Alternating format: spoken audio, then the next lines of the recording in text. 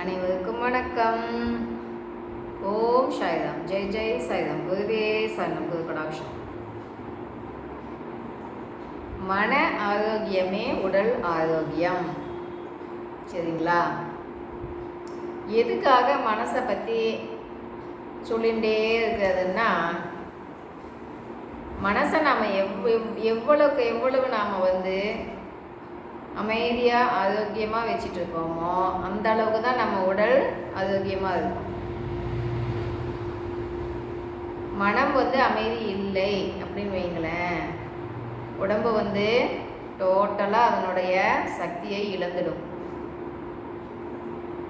அதனால தான் அடிக்கடி சொல்லிகிட்டே இருப்பாங்க, மனதை ஹாப்பியாக வைத்துக்கொள். அதுக்கு சாத்தியமாக எல்லாமே நடக்குமான்னா நடக்காது. நீ எல்லாத்துலேருந்தும் நீ தனிச்சு வாழ கற்றுக்கோ. எனி டைம் உன்னுடைய மனதை நீ சந்தோஷமாக வைத்துக்கொள்ள கற்றுக்கோ சொல்கிறாங்களா? அது சாத்தியமா? இல்லைங்களா? அப்போ என்ன பண்ணலாம்? அதுக்கு தான் மூச்சு பயிற்சி பண்ணுங்கன்னு சொல்கிறது. அதுக்கு தான் மூச்சு பயிற்சி பண்ணும்போது மட்டும்தான் மனமானது அடங்கும். சரிங்களா? மனமானது அடங்கிய நிலையில் இருக்கும்போது மட்டுமே நமக்கு மகிழ்ச்சி கிடைக்கும். அப்போதான் நம்ம எதுவாக இருந்தாலும் அதை டேக் இட் ஈஸியாக எடுத்துகிட்டு போயிடலாம் அப்படிங்கிற அந்த மனோநிலை எப்போ கிடைக்கும்னா, அந்த மூச்சு பயிற்சி பண்ணும்போது மட்டும்தான் கிடைக்கும். சரிங்களா? அப்போது மனதை எப்போவுமே சந்தோஷமாக வச்சுக்கணும். சிரிக்கணும், வாய் விட்டு சிரிக்கணும். வாய் விட்டு சிரித்தால் நோய் விட்டு போகும் சொல்கிறாங்க இல்லைங்களா? சிரிக்காமையே வாழ்ந்தோன்னு வைங்களேன், வாழ்வதே வீண். சிரிக்கும் போதே அவ்வளோ எனர்ஜி உடம்புக்கு கிடைக்கும். இப்போ என்ன பண்ணலாம்? இது ஏதோ டிவியில் போட்டு பார்க்கறத விட்டுட்டு அந்த காமெடியை போட்டு பார்த்து கொஞ்ச நேரம் வாய் விட்டு சிரிக்கலாமே, இல்லைங்களா? பகவான் எப்பயுமே நமக்காக உதவி பண்ண காத்துட்டு இருக்கார். பகவானை நாம தானே கூப்பிடணும், இல்லைங்களா? என்ன பண்ணலாம்? விதின்னு சொல்லிட்டு விதி வலையிலேயே வட்டத்துக்குள்ளேயே இருக்கலாமா, இல்லை அந்த வட்டத்தை விட்டு நாம வெளியே வரலாமா? சொல்லுங்க பார்க்கலாம். வெளியே வரணும் இல்லைங்களா? அப்போ அதுக்குண்டான முயற்சியில் நாம தானே பண்ணணும். முயற்சி பண்ணும்போது கண்டிப்பாக அதுக்குண்டான பலன் கிடைக்கும். முயற்சி தொடர்ந்து பண்ணுறாங்களா இல்லையா அப்படிங்கிறது தான் முக்கியம்.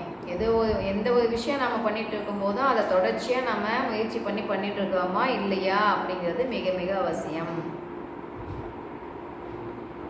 பண்ணிகிட்டே இருக்கணும். அதுக்கு தடங்கள் வராமல் இருக்குமான்னா அப்படிலாம் இருக்கவே இருக்காது.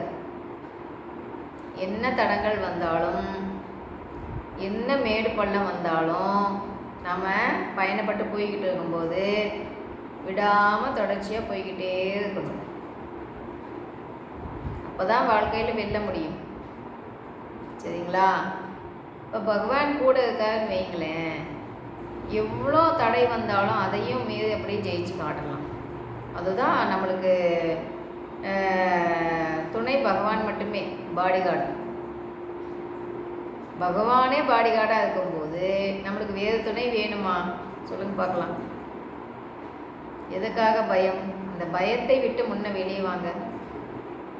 பயத்தை விட்டு வெளியே வரலன்னு வைங்களேன், எதையுமே பண்ண முடியாது.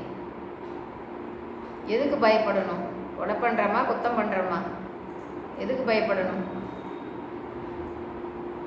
பயத்தை விட்டு வெளியே வந்தால் தான் நம்ம முடிவை நாம் எடுக்க முடியும். இல்லைன்னா விடுவாங்களான்னா விட மாட்டாங்க. என்ன பண்ணலாம்? எப்பவுமே நம் முடிவை நாம் தான் எடுக்க வேண்டும். இப்போ ஒரு கல்யாணமே ஆகுதுன்னு வைங்களேன், கல்யாணம் பண்ணிட்டோம், மனைவியை பார்த்துக்க வேண்டியது கடமை இல்லையா? அப்போது ஒரு சின்ன சண்டை அப்படிங்கிறதுக்காக அவங்க அது சொல்கிறாங்க, இவங்க இது சொல்கிறாங்க அப்படின்னு சொல்லிட்டு சண்டை போட்டுண்டு வேணாம், நீ வேணாம், நான் வேணான்னு முடிவெடுக்கலாமா? யாரை கேட்டுட்டு கல்யாணம் பண்ணிட்டோம்? நாம் தானே பண்ணிட்டோம். அப்போ மற்றவா பேச்சு கேட்டால் நாம் முடிவெடுக்கணும். நாம் யோசித்து செயல்படணுமா, இல்லை மற்றவங்க சொல்கிறத நாம் எடுத்துக்கணுமா? சொல்லுங்க பார்க்கலாம். அப்போது எல்லாத்துக்குமே மற்றவங்க ஆலோசனையை கேட்டுக்கிட்டே இருக்காம நம்ம முடிவை நாம் எடுக்கணும். நாம் நல்லா வாழணும்னா நம்மளுடைய முடிவு மிக மிக முக்கியம். எந்த விஷயத்திலையுமே அப்படியே மௌனமாக நம் மனதை அமைதியாக வைத்துக்கொண்டு நாம் யோசிக்கும் போது உள்ளுக்குள்ளேருந்தே நம்மளுக்கு பதில் கிடைக்கும். அதுவே பகவான் வாய்ஸ். சரிங்களா? அப்போது எல்லா விஷயத்திலையுமே நம்ம பகவான்கிட்ட பேசும்போது பகவான் நம்மளுக்கு அதுக்கு உண்டான ஆலோசனையை கூறிடுவார். சரிங்களா? அப்போ என்ன பண்ணலாம்? பகவான் சொல்கிறத ஒவ்வொன்றையும் ஃபாலோ பண்ணலாமா? இனிமேல் ஹாப்பியாக தான் மனசை வச்சுக்கணும்னு முடிவு பண்ணிக்கலாமா? யார் மனசையுமே புண்படுத்தக்கூடாது அப்படின்னு முடிவெடுத்துடலாமா? அப்படியெல்லாம் முடிவு எடுக்கும்போது சேவை மனப்பான்மையாக நாம் இருக்கணும் அப்படின்னு நம்ம முடிவு எடுக்கும்போது நம்முடைய வாழ்க்கை என்பது அடுத்த கட்ட வளர்ச்சியை நோக்கி சென்று கொண்டே இருக்கும். நம்ம பெருசாக எதையும் செய்ய வேணாம். பகவான் எது எது சொல்கிறாரோ அதை எல்லாம் ஃபாலோ பண்ணாலே போதும். அடுத்த கட்ட வளர்ச்சியை நோக்கி போய்கொண்டே இருக்கலாம். பயப்பட வேணாம். என்ன பண்ணுவோமோ என்ன பண்ணுவோமோ, இது சக்ஸஸ் ஆகுமா ஆவாதா, அந்த சிந்தனையெல்லாம் வேணாம். ஒரு குருவையோ பகவானையோ கெட்டியாக பிடிச்சிருந்தோன்னு வைங்களேன், நம்ம கையை பிடிச்சிட்டு போயிட்டுருக்கோம், அவர் கூட்டிகிட்டு போயிட்டுருக்காரு. அப்போ நாம் பயப்படலாமா? பின்னாடியே பயணிக்க வேண்டியது தானே நம்மளுடைய வேலை. அப்போது பகவான் முடிவெடுக்கும் போதோ இல்லை நம்மளுக்கு குருவாக ஒருத்தர் இருக்கும்போது அவங்க முடிவெடுக்கும் போதோ அது தப்பாகுமா? சொல்லுங்க பார்க்கலாம்.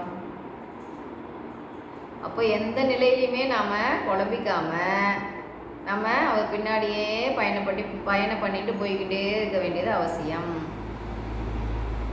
எல்லாமே நல்லதாகவே நடக்கும். நம்ம நல்லதாக நினச்சோம்னா போதும். எல்லாத்தையும் நல்லா வச்சுட்டு இருப்பா அப்படின்னு கும்பிடும்போது நாமளும் அதில் அடங்கிடுவோம் இல்லைங்களா? அப்போ அப்படி தானே கும்பிடணும். அதே போல் மனசுக்குள்ளேயும் அப்படியே அதையே நினைக்கணும். மனசுக்குள்ளே ஒன்று வச்சுக்கிட்டு வெளியே ஒன்று பேசலாமான்னா கூடாது. பகவான் உள்ளுக்குள்ளேருந்து பார்த்துட்டே தான் இருக்கார். சரிங்களா?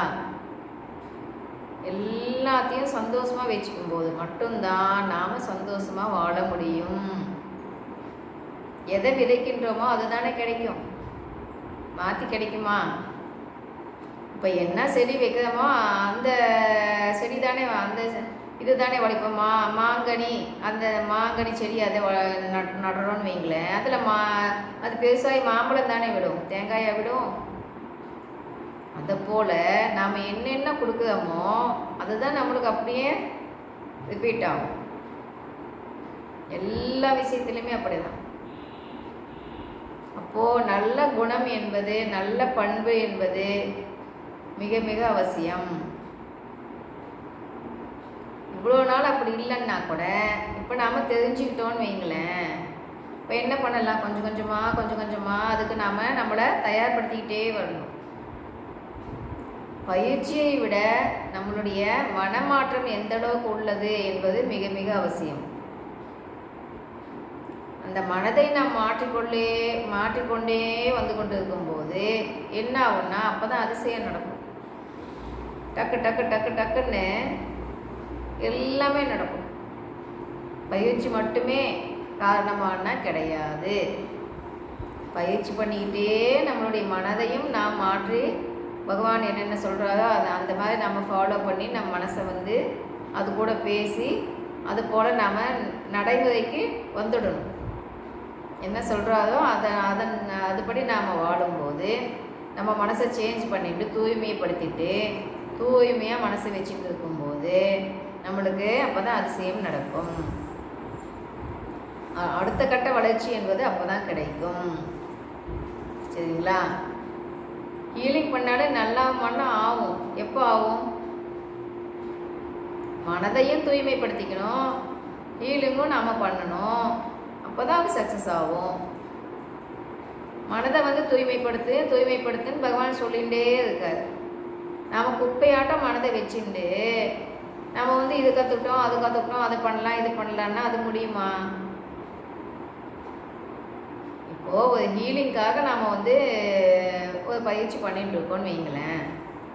இந்த டைமில் பண்ணணும், அந்த டைமில் பண்ணணும் ஹீலிங்குன்னான்னு சொல்லுவாங்க. அப்போது இல்லைப்பா நம்ம அதெல்லாம் பண்ண மாட்டோம், நம்ம எந்த டைமில் வேணால் பண்ணுவோம், ஆனால் நம்மளுக்கு நல்லா ஆகிடணும் அப்படின்னா அது என்ன மேஜிக்கா?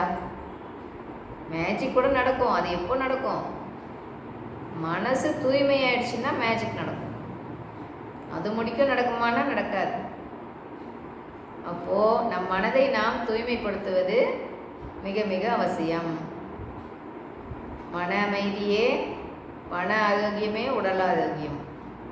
ஆகவே நாம் மன அமைதிக்காக மனதை தூய்மையாக வைத்துக்கொண்டு தினமும் பயிற்சி பண்ணிட்டு பகவானை சரணாகதி அடைஞ்சிட்டு பகவான் என்னென்ன சொல்கிறாரோ அதையெல்லாம் ஃபாலோ பண்ணுவோம். விடாமல் பயிற்சி பண்ணுவோம். விடாமுயற்சி வெற்றி கொடுக்கும். வெற்றி நிச்சயம். பாய். கேட்டதுக்கு நன்றி.